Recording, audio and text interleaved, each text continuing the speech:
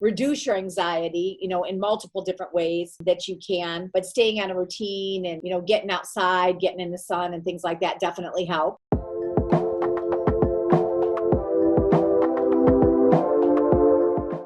Hi, everybody. Welcome to our podcast, The Stamp of Approval. Thanks for joining. So during the pandemic, we're providing many podcast episodes with a variety of topics with some of the very best professionals in their fields so that we can help you during these uncertain times. We're going to get through this. Create a plan for yourself, your personal life, your business, and take action. I'm Kristin Stampini. My husband, Mark, and I own multiple businesses. In 2017, we opened our virtual assistant business where we help small business owners hire, train, and staff administrative assistants at a very affordable price. We have a real estate business as well. My real estate career actually began during the financial and real estate crisis back in 2007. And during that time, I was personally bankrupt and broke. Over the years, we were able to build $1 million real estate team. Currently, we have a small real estate team as well as a real estate brokerage. We have a real estate investment company, and I'm also a real estate coach for the Craig Proctor system. So today, my guest is Dr. Rachel Needle. Rachel is a licensed psychologist and certified sex therapist in private practice, and is the founder and executive director of the Whole Health Psychological Center, a comprehensive psychological practice with therapists with a broad range of specialty areas. And Dr. Needle has presented her research and clinical work at national and international conferences. She has been quoted in a number of newspapers and popular magazines on issues related to mental health, substance use, and sexuality. So today, Dr. Needle will discuss how to stay connected and emotionally healthy and reducing anxiety during these uncertain times. Welcome, Rachel. Thank you so much for coming back. Let's start with, tell me what you're seeing today that's different in your normal practice. What are you seeing? So we're seeing an increase of anxiety, fear, and depression. So this is a time of uncertainty. This is an unprecedented time in our country. We've never dealt with something like this before. And with this uncertainty, we get a lot of anxiety because we feel unsafe when things are uncertain. And we've known that. It arouses our stress response. So for many people during a time like this, it's not just the uncertainty, but it's also so much change, right? So change itself will cause anxiety. So we're changed. We can't see our family and friends. We can't even leave the house, some of us, right? Loss of income, so much change that we are seeing increased anxiety for so many people. So it's scary. Right. And how about, even when you're talking about so much change, think about either people are staying home with their kids, right, and having to homeschool, yes, which they aren't used to, or their kids are online, but they're having to help more, or maybe one spouse has a job, one doesn't, or both don't, and both working from home. I'm sure those are some of the issues that you're dealing with today. Oh, for sure. It's a lot. It's a lot on people, whether you're still working or you're not, having your children at home or having this change in lifestyle can be really tough for people. So I think that we're seeing a lot of people trying to figure out what their new normal is, trying to cope with their new normal. And even people that may not have had any issues previously are struggling too. So there's a lot of things that we can do. So, for a lot of people, we have to work on our mindset. So we can acknowledge that, we're having these negative emotions and that we're struggling, but try to do so without judgment, right? Because you can't avoid the thoughts. They're going to be there, and it is absolutely normal to have them at times. But, try to practice mindfulness, stay in the present moment. Don't judge yourself for having them. Let yourself have the feelings and then choose to shift, right? So give yourself, for some people, I tell them if they're having a ton of anxiety and stress and these thoughts are occurring all day, I tell them to try to pick a time of day, even 2 times, and for 5 minutes straight, out loud, say everything they're worried about or stressed about, and, give yourself that time so that if throughout the day you're thinking about this, you'll be like, okay, at 5 p.m. I get my stress time or my, time to be worried. Also, a lot of people will, do things differently now and not structure their day. So they may have lived a very structured life before with going to work, and they might have gotten up to work out, had their routine, but they're not doing that now. I say it's really important to create structure. It may be a different type of structure, but make sure you still have your schedule, make sure you still have your routine and stick to them. And for some of us, making sure that we have kind of the goals of each of our days is really important. The other thing is, we hear all around the media, people talking about social distancing. And I really want to encourage people to even just change the language, and that can help. This isn't social distancing, right? We're being social right now. I'm talking to you. I see you. We're being social. This is physical distancing, right? So I'm not in the room with you. I'm not looking at you. But make sure that you're maintaining connections with your friends, with your family. Do Zoom calls like, we're doing Zoom now.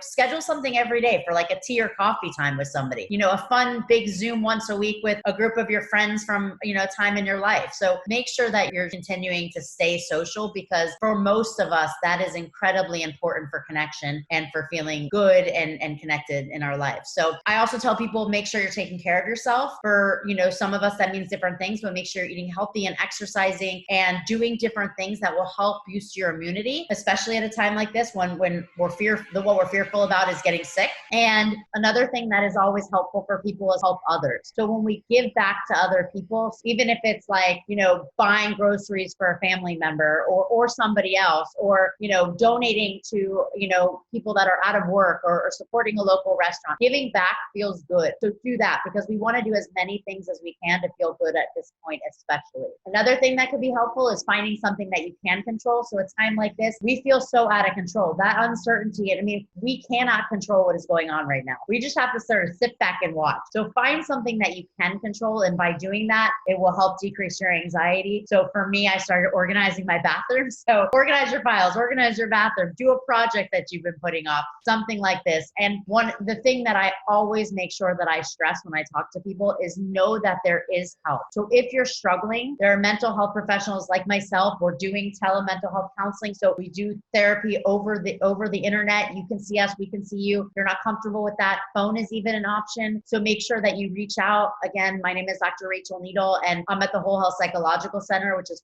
561-721-6400, or wholehealthpsych.com. You can also always pick up the phone and call 211. So those are some good options if you're struggling as well. No, that's great. That's a lot of information that you just gave. So I got more. I stopped.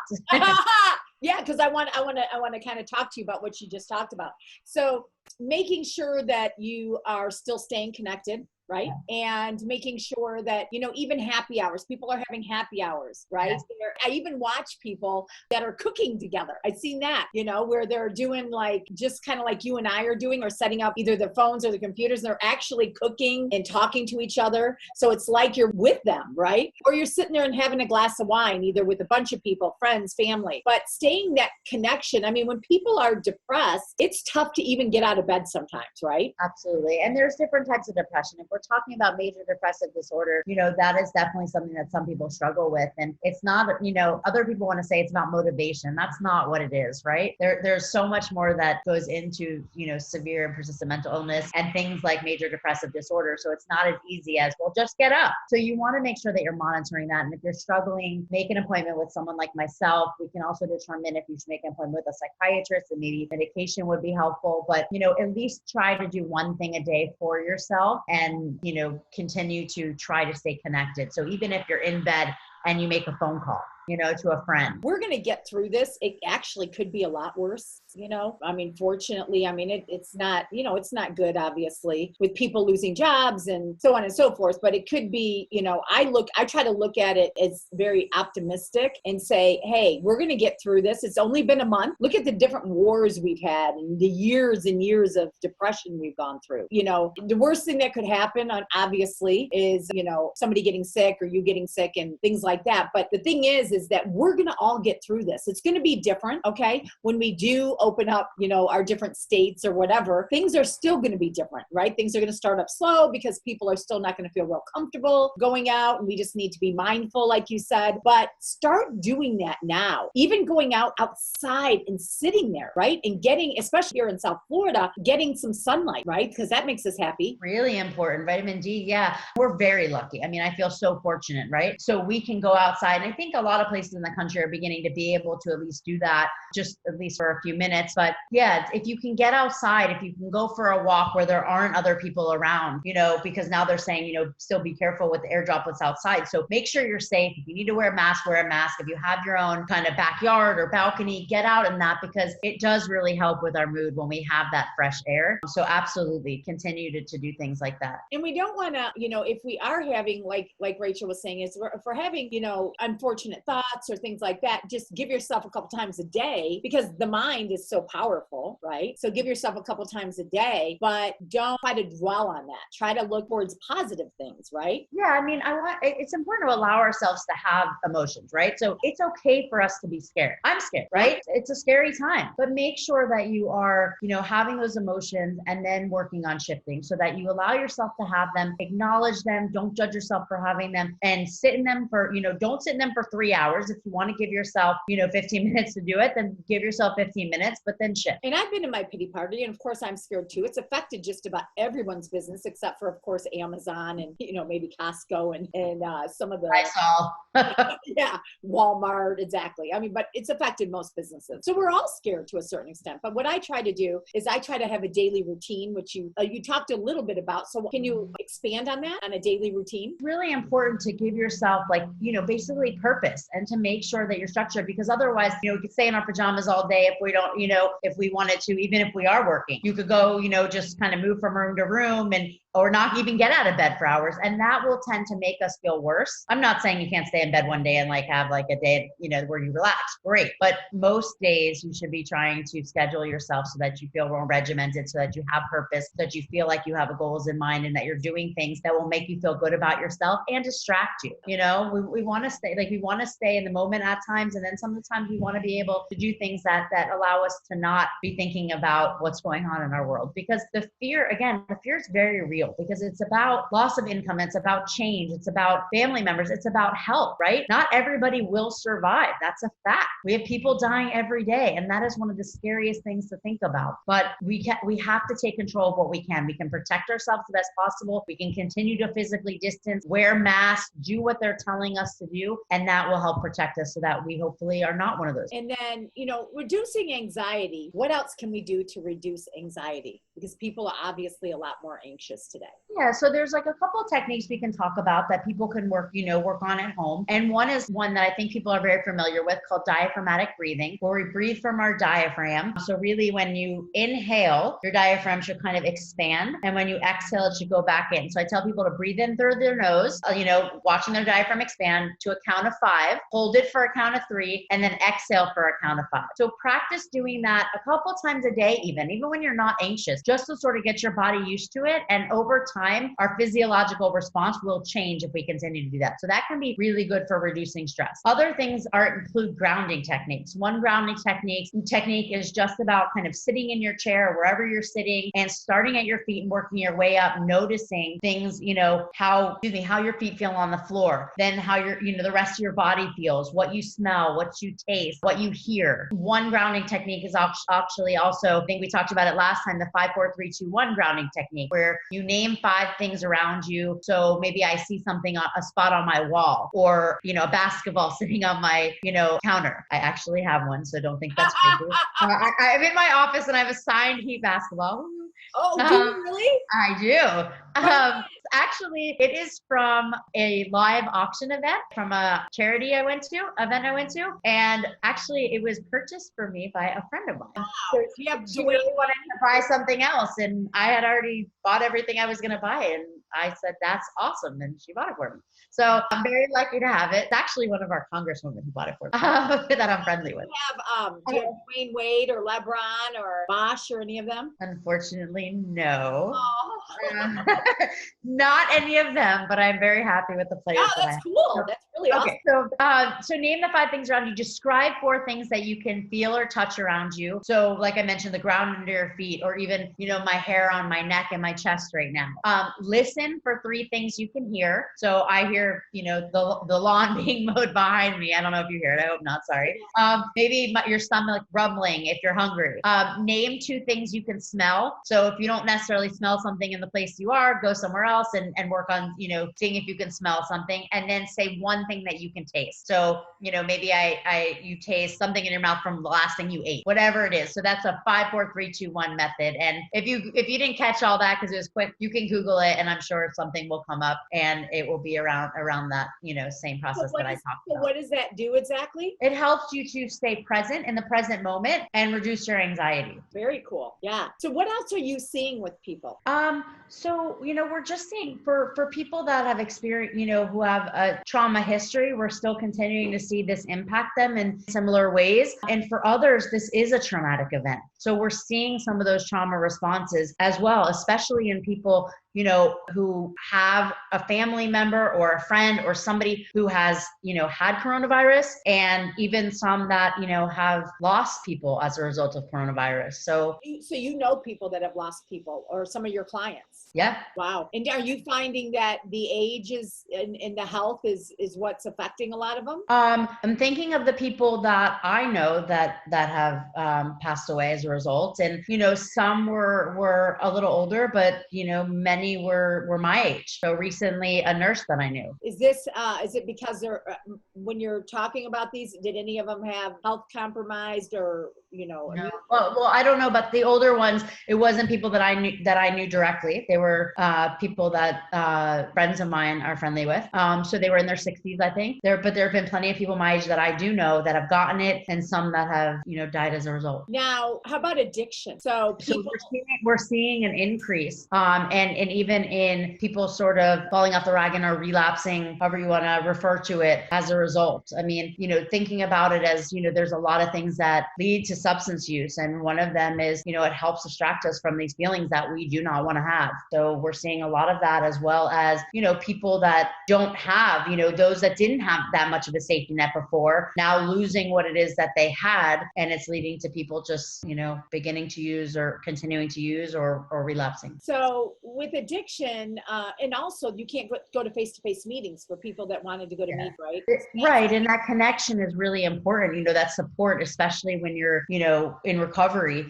There are a lot of online meetings and things going on that way. So they're doing a good job of keeping that. But for a lot of people, that's challenging. So what do you recommend and if somebody's watching or, listening to this, what do you recommend that people like that do? Continue to stay connected, do the online meetings, pick your support system. I mean, for all of us, right? Maintain, know who your support system is and reach out on a regular basis. Continue to do things like this and get together with friends and talk about it. And if you're struggling, reach out. Again, people like myself, I'm a psychologist, and there's other mental health professionals.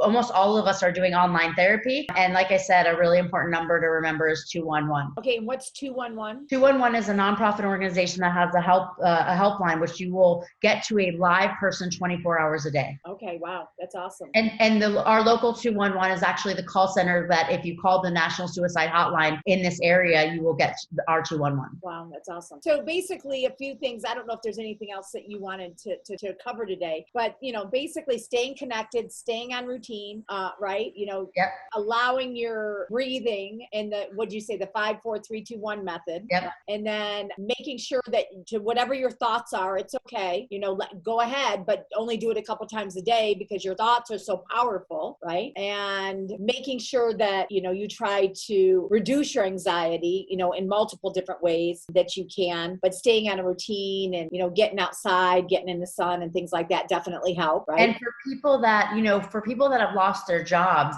and are nervous or people are worried about money, even if they haven't, creating a job and listing like what are your necessities can be really helpful. I talk to people a lot about positive affirmations. So make sure that you create some affirmations that work for you. So something like I am happy and I'm home with my family, or I will persevere. And, I've really been encouraging people to try to shift the way that they're thinking about things. And I know that's hard, but if you can shift this and try to find some silver lining and remind yourself that, we could potentially use this as a way to grow and persevere and for the future. So if you can shift your thinking and try to, look at this as a time to foster growth, resilience, a new appreciation for life, that can be really helpful. Oh, that's awesome. And, we're in this together. I mean, we're all going through the different emotions. There are people out there. So I'm trying to educate as much as I can and bring on people like Dr. Rachel Needle. But also I brought on a CPA yesterday that actually went over like 10 different things to help you and yourself on what you could. And the thing is there's a lot of fake news out there. So you got to make sure that you are watching things with people that you trust.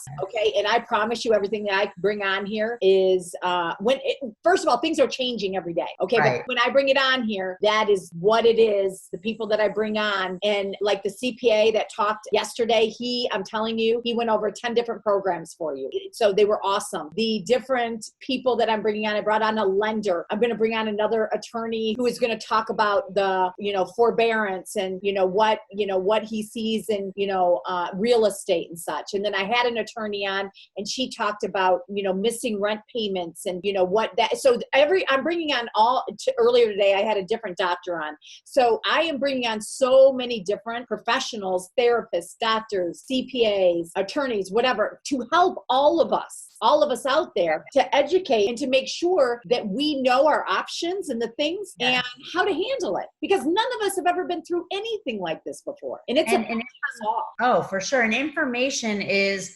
something that will help us, right? So information educating us will help us to feel more safer and less anxious about what's going on, right? The more information, well, I don't want to say the more information, the better, because one of the things you said, reminded me that, limit your media and social media taken. So you can't sit there and just watch all day, and because it's just too much, right? We can't handle that much. And like you said, things are changing all the time. So make sure that you limit your exposure to media and social media during this time and get information, but know your sources. Like you said, get the right information, update yourself, but don't become obsessed with the different changes and what you're doing. Do what you can to stay safe and to stay sane. And to stay sane, we're all trying to stay sane. Possible. Oh, my Lord. So Dr. Needle, so one of the things is she's such a giver at everything that she does. And, if you guys are really struggling and everything else, first of all, she's going to give you contact information to reach out to them. They, at this time, if you're really, really struggling, they're billing people on a scale or not, you can talk. Yeah, we always work at my Whole Health Psychological Center, the practice, our goal is to never turn anyone away. So we always work on a sliding fee scale, but we are not turning people away. So if someone can't pay, it's not a problem. We're going to make sure that you get the help that you need. Wow. Which is amazing. Okay. That's awesome. So I'm bringing on too is, talking about having free consultations or helping or whatever. And that's what we're all about. And just like what you talked about earlier, the thing that I like to do probably the most out of anything I do is give back. Giving back is what, my soul. So, and that's what you're talking about too. And that's why I do these podcasts as well. Yeah. And you're a giver too. I mean, I think that's one of the things that connected me to you, when you're like attracted to somebody with, based on I think that's one of the things, you do have such a big heart and I love that you're doing this. Well, thank you. And tell us your information again. Sure. So Dr. Rachel Needle, 561-721-6400. You can also look at our website, wholehealthpsych.com, and reach us at 561-721-6400 again, or wholehealthpsych@gmail.com. Awesome. I also have a website, drrachel.com. drrachel.com. Oh, yes. That's awesome. It has a lot of information on there as well. There's some, and I'm starting to write some blogs there as well about different things associated with the coronavirus. So don't wait, don't wait. Make sure you're reaching out. Make sure you're doing these things. And, I really appreciate you joining our podcast today, Rachel. And thank you. Thank you for having me. Absolutely. Thank you, everybody. Have a great day.